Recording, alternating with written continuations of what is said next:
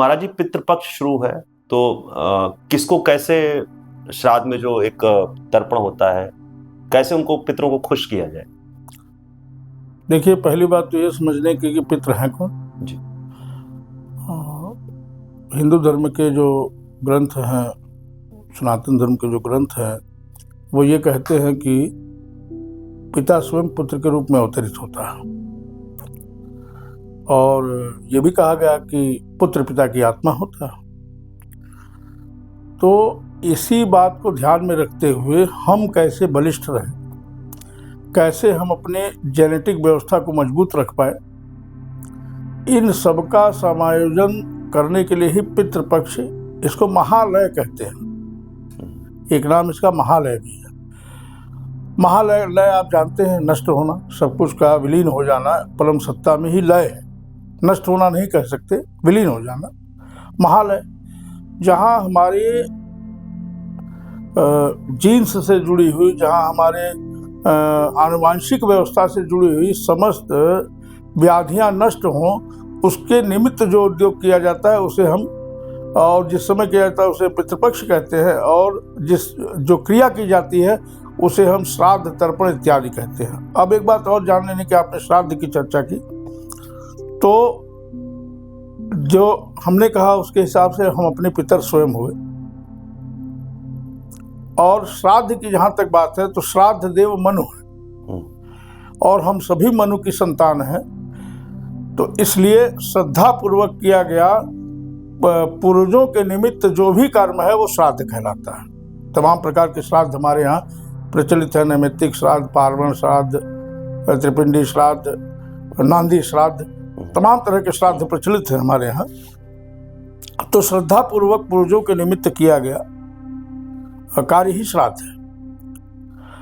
अब उसका एक समय बनाया गया कि उसके ये खगोलीय गणना के हिसाब से, हमारी जो ज्योतिष शास्त्र है वो खगोलीय गणना पर आधारित है, उस पर उसके माध्यम से एक समय निश्चित किया गया वर्ष में, इतने समय हम पितरों को ही अपना देवता मानेंगे, क्योंकि पितृ भी देव हैं हमारे। ईश्वर अंश जीव अविनाशी को अगर हम समझ पाए तो हम पितरों को भी समझ जाएंगे। तो उन पितरों के लिए 15 दिन का समय निकाला गया। और आधुनिक काल में बहुत सी व्यवस्थाएं परिवर्तित हो गई हैं, परंतु स्त्रियां कोई सौंदर्य प्रसाधन का उपयोग नहीं करती थी, पुरुष क्षौर कर्म इत्यादि नहीं कराते थे, घरों में कड़ाहियाँ नहीं चढ़ती थी, पकवान इत्यादि नहीं बनते थे। कड़ाही चढ़ने का मतलब ये शोक मनाया जाता था। शोक नहीं, उनके प्रति आभार, श्रद्धा। शोक तो अलग चीज हो गई। तो जो श्रद्धा उनके प्रति हम आरोपित करते थे कि वो पूर्वज हमारे आकाश मार्ग से ऐसी मान्यता की आते थे और देखते थे हमारे लिए, हमारे वंशज जो हैं, हमारे वंशधर जो हैं, वो हमारे लिए इन कर्मों को कर रहे हैं। उसमें तिलांजलि आपने सुना होगा, जिसको हम तर्पण कहते हैं। तो तर्पण महत्वपूर्ण अंग है इसका, और मुझे लगता है कि प्रत्येक सनातन धर्मी को 3 प्रकार के तर्पण नित्य करने चाहिए, चाहे वो पितृपक्ष हो या न हो, लेकिन पितृपक्ष में इसकी विशेषता सिद्ध होती है। प्रथम तर्पण है देव तर्पण, जिसे हम अंजलियों के माध्यम से सीधे देवताओं को अर्पित करते हैं। उसमें हमारे कुल देवता, हमारे इष्ट देवता, हमारे आराध्य देवता सभी आते हैं, और जो ऊर्ध्वमुखी है, आगे की तरफ गिराया जाता है। और दूसरा होता है पितृतर्पण। पितृतर्पण शुक्र, चूंकि शुक्र से हमारी उत्पत्ति है, ठीक है ना। जैसे एक बार आप लोगों को सुन के अजीब लगेगा, एक बार हमसे एक आदमी ने पूछा कि महाराज जी, ये AM और PM हमारे यहाँ क्यों नहीं बना, जब इतनी सूक्ष्म गणना हमारी है दिनमान की। तो हमने कहा यार है तो वही, बात तो मजाक के लहजे में हमने कही। तो उन्होंने कहा कि क्या है। हमने कहा AM का मतलब क्या। तो उन्होंने अपने हिसाब से बताया। तो हमने कहा हमने भी तो ये कहा, हमारे ऋषियों ने ही कहा, उसको चुरा के AM बन गया। तो कहे कैसे। हमने कहा आरोहण मार्तंडस्य, सूर्य जब ऊपर चढ़े तो AM, अब पतनम मार्तंडस्य, जब नीचे जाए तो PM। तो बात तो हमारी ही कही गई, उसमें क्या कहना। उसी प्रकार आप DNA को भी समझ सकते हैं, DNA की ही पूजा है ये पितृपक्ष। अगर लोक भाषा में हम बात करें, इंग्लिश की बात नहीं कर रहे, तो DNA मतलब D मतलब दादा, एन मतलब नाना, और ए मतलब हम स्वयं आत्मा जिसमें शरीर बैठी। तो इसको इस प्रकार भी समझा जा सकता है कि हम तीन चीजों के सम्मिश्रण है, जिसको इड़ा पिंगला सुषुम्ना कहा गया, वो हमारे भीतर स्थित है। और आप देखें कि पिंडदान में दो चीजों की प्रधानता होती है, श्वेत वस्तुओं की जी और रक्त वस्तुओं की, है ना। रक्त क्या है?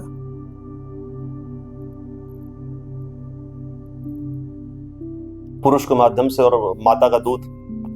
माता का दूध, और दो तरह से इसको समझ सकते हैं हम। रक्त माता का है और शुक्र पिता का है। अच्छा, इसको भी समझ सकते हैं। तो कुल मिला के पूजा हम उन्हीं की करते हैं जिससे हम बने हैं, और ये कामना करते हैं कि हमारे जिन्स, हमारा जो आनुवांशिक गुण है, गुणसूत्र है, वो इतना मजबूत रहे कि हम ऐसी ही संतान की उत्पत्ति करने में सक्षम हो। इसीलिए आपने सुना होगा कि जब पितृ नाराज हो जाते हैं तो संतान उत्पत्ति नहीं होती।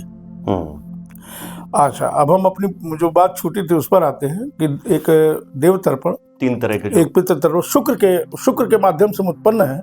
इसलिए पितरों का जो तर्पण होता है वो शुक्र के माध्यम, शुक्र पर्वत से होते हुए जल जाता है अंगूठे के माध्यम से, उसको पितृ स्वीकार करते हैं, मतलब बाएं हाथ के अंगूठे से। हाँ, ताकि शुक्र हमारा मजबूत रहे, और शुक्र से ही वंशोत्पत्ति है। बाएं हाथ के अंगूठे से ना महाराज? हाँ।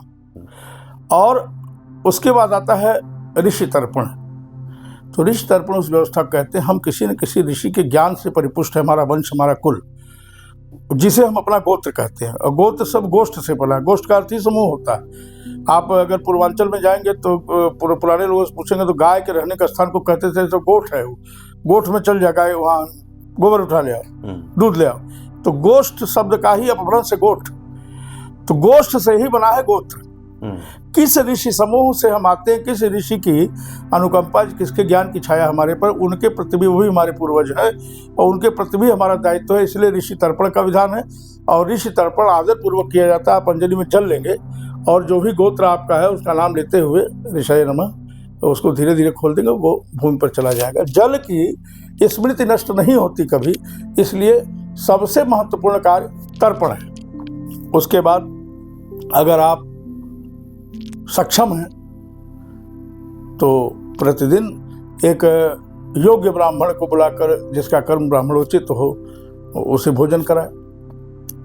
उसके अभाव में अपने भांजे को, नाती को खिला सकते हैं। ऐसा शास्त्रों में उल्लिखित है, गरुड़ पुराण में भी इसका बड़ा विशद वर्णन है। तो ये माना जाता है कि उनके निमित्त, पूर्वजों के निमित्त वह भोजन दिया जाता है और पूर्वज उनके माध्यम से उसको ग्रहण करके तृप्त होते हैं। तीसरा हो गया हमारे पंचबली का विधान है। आप सभी जानते होंगे, काक बलि, श्वान बलि, गौग्रास, देव बलि, पिपीलिका बलि, तमाम बलियां हैं जो पूर्वजों के ही निमित्त दी जाती हैं। अब पितृपक्ष की जो महत्ता की बात आई, तो पितृपक्ष इसलिए और महत्वपूर्ण हो जाता है कि यह एक विशिष्ट मौसम के एक विशिष्ट संधिकाल पर उपस्थित होता है।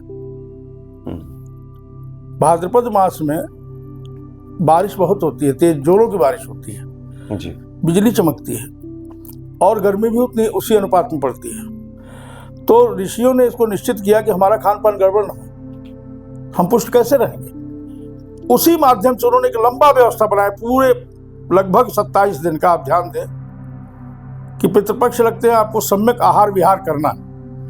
जैसे ही पितृपक्ष बीतता है, नवरात्र शुरू होते हैं और आपका आहार विहार और सूक्ष्म हो जाता है, आपको उपवास करना पड़ता है। ये मौसम विज्ञान की व्यवस्था है, क्योंकि श्राद्ध देव कौन है? मनु है।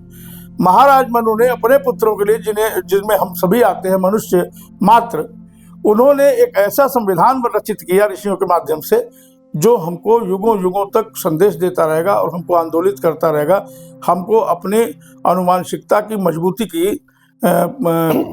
अनुभूति कराता रहेगा। ये पितृपक्ष है। तो पितृपक्ष में सामान्य मनुष्य, आजकल आधुनिकता का दौर है, तो मैं एक अपने समस्त धर्म बंधुओं से एक निवेदन करूंगा कि आप जितना पालन कर पाएं आप अपने पेशे के अनुसार, अपनी व्यवस्था के अनुसार करें। पितृपक्ष के दिन पूर्वजों के निमित्त जो भी पकवान बनते हैं, जो आपकी परंपरा है, उसका पालन करें। अंजलि उनको जरूर दें, तर्पण उन्हें जरूर करें, प्रतिदिन करें। ये प्रत्येक व्यक्ति कर सकता है। तर्पण खुले आसमान के नीचे करें, बंधी छत के नीचे तर्पण नहीं होता। आप कुछ नहीं जानते हैं, पितृदेवाय नमः कह के तर्पण करें। आप कुछ नहीं जानते हैं तो गायत्री मंत्र पढ़ के देव तर्पण करें, क्योंकि सूर्य भी जगत की आत्मा है। ऋषियों के निमित्त अपने गोत्र का उच्चारण करते हुए तर्पण कर दें।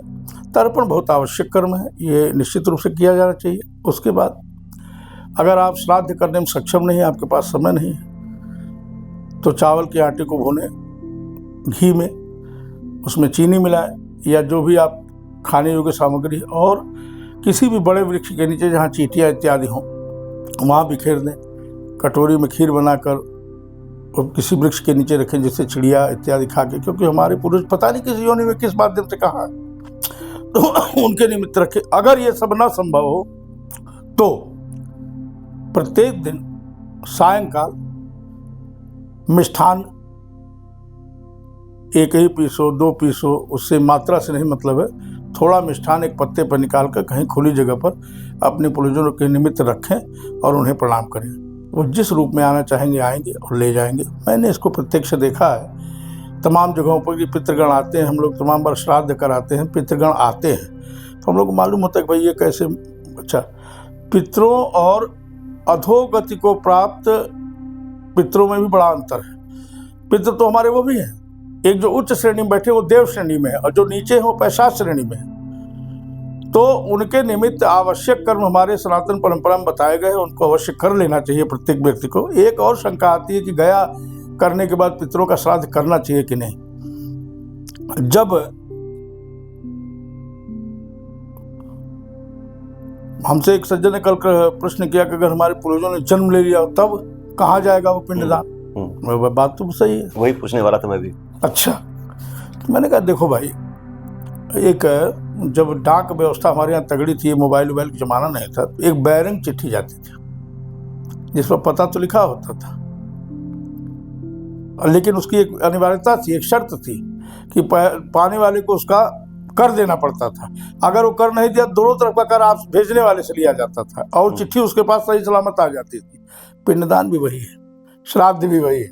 अगर आपके पूर्वजों ने जन्म ले लिया है तो उसका सारा फल पुनः आपको वापस प्राप्त होता है, बैरंग चिट्ठी की तरह। इसलिए श्राद्ध परंपरा में कोई कोताही नहीं, कोई वर्जना नहीं, निश्चित रूप से करें। गया श्राद्ध एक हमारी परंपरा है, जो हिंदू धर्म की अंतिम परंपरा है। गया श्राद्ध करिए अपने पूर्वजों का। उसके बाद जगन्नाथ जी इत्यादि तीर्थों की, चारों धाम की यात्रा कीजिए, भागवत महापुराण का श्रवण कीजिए और बंधु बांधवों के साथ सुखपूर्वक अपनी जीवन व्यतीत करिए। भोज इत्यादि के पश्चात कुछ शर्तें हैं, उसमें लोग निरामिष भोजन ही शुरू करते हैं, इस तरह की तमाम चीज़ें हैं।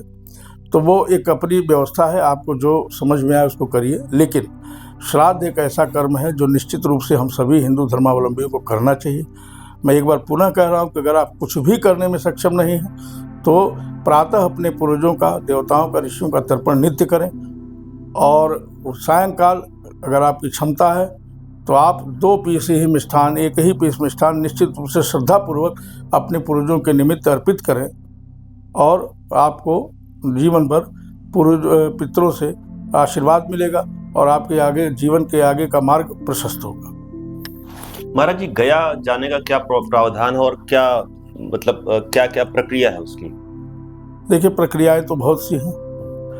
अगर उत्तराखंड का व्यक्ति जाएगा तो गरुड़ शिला पर पहले पिंडदान करेगा उन पूर्वजों के निमित्त जो अधोगति में पड़ के प्रेत रूप में भटक रहे हैं। अगर हमारे पूर्वी उत्तर प्रदेश और मध्य प्रदेश और बिहार का व्यक्ति अगर गया जाना चाहता, गया श्राद्ध के निमित्त जाना चाहता है, तो पिशाच मोचन तीर्थ पे काशी में करेगा, ताकि उनको पिशाचत्व से मुक्ति मिले और वो अपना पिंड ग्रहण कर सके, पिंड में अपना भाग ग्रहण कर सके। तो इस तरह के तमाम चीज़ें प्रचलित हैं। लेकिन अब अगर दक्षिण भारत में कोई करना चाहेगा तो वो कालाहस्ती जाएगा, वहाँ पिंडदान करेगा। और भी तमाम जगह, वीरभद्र पर्वत है, आपका ये तिरुपति बालाजी के पास एक स्थल है, मुझे विस्मृत हो गया उसका नाम, वहाँ जाते हैं लोग, पिंड प्रदान करके फिर जोगलंबा नहीं, जोगलंबा नहीं है, दिमाग से उतर गया है। तो वहाँ जाके लोग करते हैं, फिर गया जाते हैं। लेकिन गया जाते जरूर ना, प्रत्येक हिंदू धर्मावलंबी गया जाएगा। गया का एक संविधान ऐसा है कि वो गयासुर की पीठ है जिस पर ब्रह्मा जी ने यज्ञ किया था, और उस पीठ को ये वरदान दिया था कि यहाँ आकर पूर्वजों के, तुम सबके पूर्वज के समान हो, और यहाँ आके पूर्वजों के निमित्त जो भी पिंडदान करेगा, भगवान विष्णु मेरी और महादेव की कृपा से उसके पूर्वजों की सदगति प्राप्त होगी, वो नष्ट नहीं हो जाएंगे, खत्म नहीं हो जाएंगे। एक मान्यता है कि नहीं अब हमारा काम पूरा हो गया, ऐसा नहीं है। वो सदगति की एक प्रार्थना है वहाँ, जो हमारी प्रत्येक पीढ़ी वहाँ जाके करती आई है, और हमने अपने पूर्वजों के लिए किया, उन्होंने अपने पूर्वजों के लिए किया, हमारे वंशज अपने पूर्वजों के लिए करेंगे। तो ये गया का एक संविधान है और सन्निहित संविधान है। वहाँ कई प्रकार के पिंडदान होते हैं, और भगवान फल्गु नदी किनारे और गदाधर भगवान के चरण पादुका का सेवन होता है वहाँ, और उसी पर पिंडदान इत्यादि होता है, जिससे माना जाता है कि भगवान विष्णु प्रसन्न होकर के जिनके कर्म अच्छे हैं उन पितरों को अपना लोक प्रदान कर देते हैं, और वो एक तरह से इस आवागमन से मुक्त हो जाते हैं। बाकी जिनके कर्म अभिशेष हैं वो पुनः धरती पर जन्म ले लेते हैं अपने कर्म योनियों के अनुसार।